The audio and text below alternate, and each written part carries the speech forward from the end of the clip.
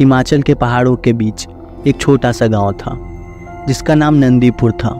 गांव के लोग अक्सर अपने बच्चों को एक ही बात सिखाते थे कि जंगल की तरफ कभी मत जाना, उस जंगल में एक चुड़ैल रहती है।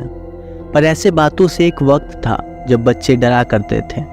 अब तो ये बातें उन्हें सिर्फ बातें ही लगती हैं। ऐसे ही कहानियों को सुनते सुनते एक लड़की भी बड़ी हुई थी, माया। जैसा नाम वैसा ही चेहरा, कोई देखे तो बस खो जाए। माया के दिल में डर जैसी चीज़ नहीं थी। अक्सर वो ऐसे काम ज़रूर करती जिसके लिए उसे सब ने मना किया हो। वो अपनी दादी के साथ अकेले रहती थी। माया की दादी अक्सर उसे जंगल के चुड़ैल की कहानी सुनाती और माया को कभी जंगल की तरफ ना जाने को भी कहती। माया अपनी दादी की बातें तब तक ध्यान से सुनती, पर जब दादी उसे जंगल में ना जाने को कहती तो वो उनकी बातों को अनसुना सा कर देती। उसके हिसाब से ये सब सिर्फ कहानियाँ ही थीं। एक पतझड़ की शाम को माया के दादी की तबीयत खराब हो जाती है। गांव के वैद्य जितना कर सकते थे करते हैं और वो ये भी बताते हैं कि जंगल के बहुत अंदर एक छोटा सा पौधा उगता है, उसी से दादी का इलाज हो पाएगा। अब माया अपनी दादी से बहुत प्यार करती थी, तो वो बिना वक्त बर्बाद किए जंगल की तरफ निकल जाती है।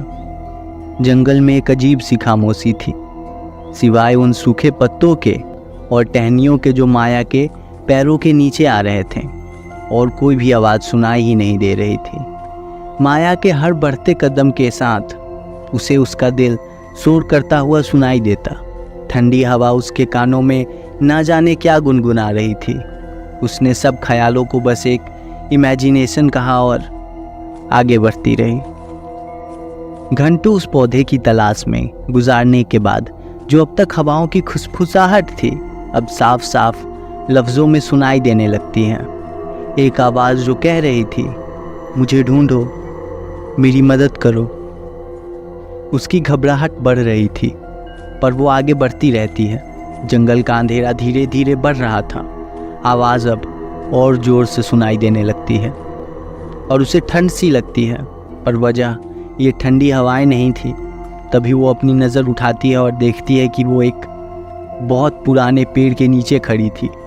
उस पेड़ का डाल आसमान को मानो उंगली दिखा रहा हो। पेड़ के ठीक नीचे एक कब्र बना था जो सिर्फ एक टूटी लकड़ी से क्रॉस बना के मार्क किया हुआ था। माया की सांस अटक जाती है जब उसे वो मार्क समझ आता है।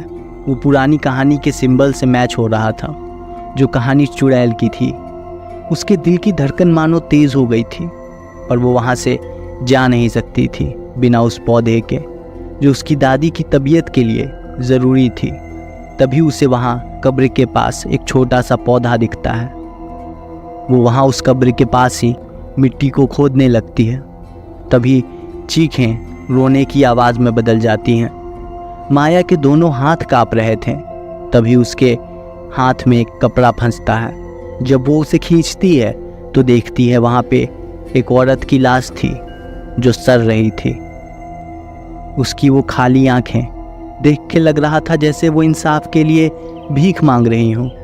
तभी एक काले परछाई सी ज़मीन से उठती है, जिसे देख के लग रहा था मानो उसके अंदर बहुत गुस्सा और दर्द हो।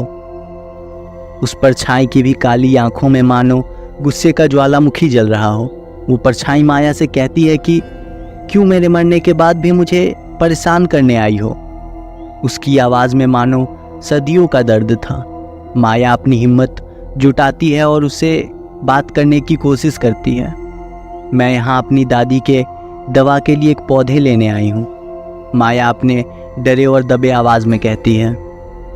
चुड़ैल शांत होती है, पर फिर गुस्से से कहती है कि मैं सालों से किसी अपने के धोखे की वजह से यहाँ दफन हूँ, पर कोई मेरी मदद के लिए नहीं आता। सिर्फ मेरी कब्र से उस पौधे को लेने ही आते हैं।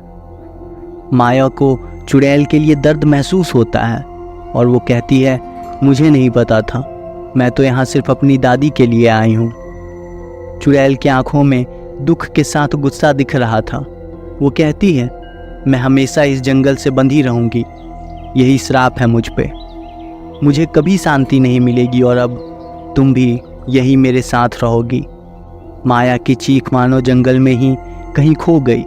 जब चुड़ैल ने उसे मारा तो उसके सामने जो आखिरी चेहरा था वो उसकी दादी का था।